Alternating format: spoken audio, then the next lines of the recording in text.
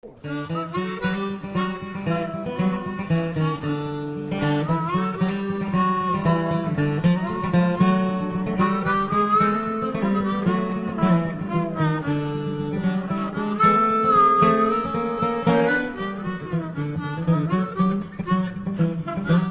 to our first edition of the WNL Sports Weekly for the 2011-2012 school year. I'm your host, Jeremy Franklin. This week we'll kick off our new season by speaking with three fall sports captains: Matt Gossett from men's cross country, Cameron Hill from volleyball, and football quarterback Charlie Westfal. The fall season is in full swing and WNL teams are off to a great start. The volleyball team is 15-2 and 5-0 in Old Dominion Athletic Conference play, and the Generals' 13-0 start to the year was the best in program history. Football stands at 3-1 following a thrilling 49-42 win over Alma at Wilson Field on Saturday, while women's soccer is 5-1 entering Wednesday's ODAC match against Roanoke. Men's soccer picked up its first conference win of the year on Saturday, blanking Hampton-Sydney 2-0, while the field hockey team is 3-4 as ODAC play ramps up this week. A first year has already made her mark on the Washington and Lee women's tennis program as Sonia Began won the ITA Southeast Regional Championship at Mary Washington. And in cross country, the WNL women won a meet at Lynchburg and finished third at the Generals Invitational, while the men's team was second here at home and then placed 11th at Dickinson on Saturday. I'm joined now by Matt Gossett, senior cross country captain from Atlanta. Matt, welcome to the show. Thank you. From your perspective, how did the Generals perform up in Pennsylvania this weekend?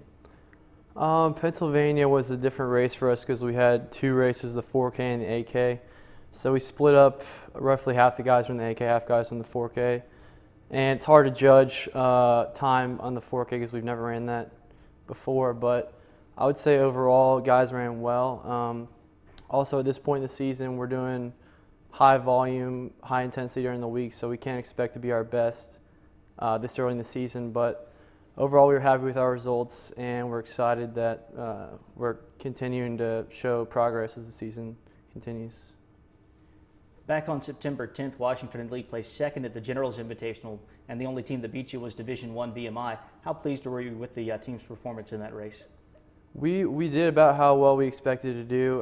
Going in, our coach told us that VMI, we weren't going to concentrate on them because they're Division I, and we knew that coming in they're going to have better talent than us. So we really just ran the race against the Division III teams, and we were happy. We just basically the results without VMI even in there and consider it a victory for us, even though the competition was not as hard as it normally is during the season. But what kind of personal and team goals have you set for 2011?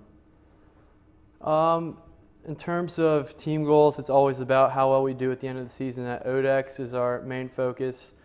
Regionals is a lot bigger, probably like 35 teams at that race. So we're more focused on how we do at conference, which is more realistic for us. And I think we came in with a preseason rank of 6th, and we think that the conference is spread out evenly enough to where if we run our best race, there's no reason why we couldn't be top 3 this year. And then in terms of individual goals, the top 14 at ODAC are all ODAC.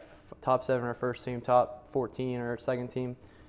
And so individual goal for me would be to be all ODAC, hopefully first team, but if not, then second team all ODAC. And then time-wise, you always have to consider the course. We've never ran our ODAC course, but just hope. Our coach actually has a track rating system so we can equate all of our times to a track equivalent. So just time-wise to run my best time, which right now would be 26:30 for 8K. You go to Lehigh on Friday and then Oberlin in mid-October. How will those two races prepare you for the postseason? Lehigh is going to be actually both meets will be the toughest competition we've seen all year. We're running against some of the best Division III competition in the nation there. Paul Short is one of the biggest meets in the country, even bringing in all the Division I schools. And they're both really fast courses, so we'll have a chance to really see how fast we can run before the conference meet. And then it's just all looking at how much we're improving. This week we're doing lighter volume, so we're hoping to race better. And we'll bump it back up probably for the Oberlin meet, so we can't expect to do we hope to do as well, but we know why if we didn't. But we'll definitely be facing some of the toughest competition we'll face all year at those two meets. Yeah. Matt, thanks for being here. Best of luck the rest of the year. Thank you. With me now is Cameron Hill, junior volleyball captain from Tampa. Cameron, welcome to the show. Thank you. As we mentioned earlier in the program, the Generals started off 13-0. That's the best run to open the year in program history. What enabled the WNL team to begin the season with 13 straight wins? Preseason was a week longer this year, and I think that really helped us. We were able to play our first match when other teams in Division III were also playing their first match. I think that made a big difference going into the Invitational, that we had already played a couple matches the weekend before, and so we were more on the same page as the other teams. You had a couple of tough losses at the Marietta tournament in Ohio this past weekend. Can those become good learning experiences for the team? Yeah, I definitely think that we'll learn from those experiences. It's early in the season, it's September. We learned a lot about ourselves. The teams in Ohio played a lot faster than we play, and we weren't used to seeing that, and we don't play against each other like that in practice. So I think it was a really good learning experience, and we're going to kind of put it in our book and move forward. You've been the starting libero for the Generals pretty much since you set foot on the WNL campus. How does your experience on the back row benefit the WNL defense?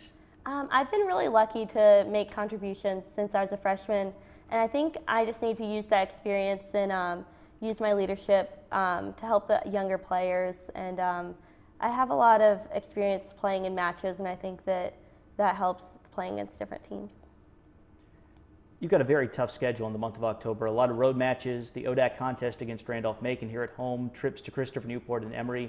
What will the Generals need to do to sustain their success over the second half of the year? October is going to be a huge month for us. Right now we're a little banged up, so we're all trying to get healthy and get back into the practice gym and really go after it. We're playing Randolph-Macon. That's going to be a huge game. And then I think it's really just going to help prepare us for November, which is our big focus. Cameron, thanks for being here. Good luck the rest of the year. Thank you. I'm joined now by Charlie Westfal, senior football captain from New Canaan, Connecticut. Charlie, welcome to the show. Great. Thanks for having me. Before we talk about the current campaign, let's go back for a moment to the 2010 season. What was it like for you to be part of a conference championship team, especially one that shattered so many offensive records? You know, it was a really awesome experience. I mean, the first couple seasons I was here, my freshman, sophomore year, we had some disappointing seasons, and you know, for us to come out and accomplish our goals and really come together as a team and kind of run the table in the ODAC campaign, it was just a really great, memorable season. As far as the records are concerned, you know, you play the sport because you love the sport, not necessarily because of the, you know, you're trying to break records or whatever. But to be honest, it was a nice thing to have on the side, and it was a great thing to just be able to kind of look back on and maybe, you know, make an impact, you know, on the WNL athletic program, you know, after we leave. You've obviously got a lot resting on your shoulders as the quarterback in a multiple option attack. How do you prepare to run the WNL offense, both week to week and play to play? As far as week to week is concerned, I'd have to say it's the biggest thing is, you know, taking, you know, the coaches like to kind of, you know, change you know, one thing here or there every week, and so, you know, kind of taking those changes in and preparing, you know, yourself every week, and another thing as far as weeks are concerned is getting yourself healthy from, you know, a Saturday play. So that's probably the two most important things as far as you know, play to play within the game. You know, the biggest thing is focusing on what your job is every play. You know, as far as an option offense is concerned, you have 11 guys who need to take care of 11 jobs every play, and if you have one person who you know, fails to do that, it can kind of crumble as far as a play is concerned. So the biggest thing is, you know, staying within yourself and knowing what you have to do every play and taking care of it. The Generals have thrown the ball a good bit more so far in 2011. You had 213 passing yards and a couple of touchdowns in the win over Alma on Saturday. Do you feel like WNL's offense is becoming even more difficult to predict and thus to defend?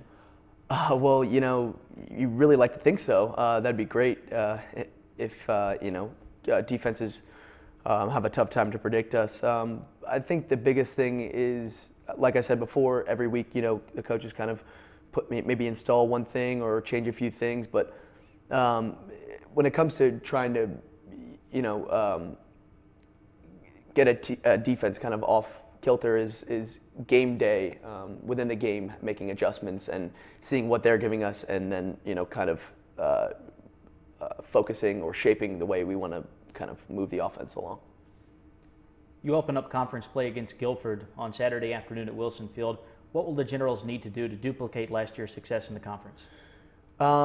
Offensively, I think the biggest thing right now is looking at turnovers and eliminating turnovers, because not only do you lose a possession and lose the opportunity to score, it also puts the defense in an even tougher position to stop the opposing offense. So I think elimination of turnovers is huge.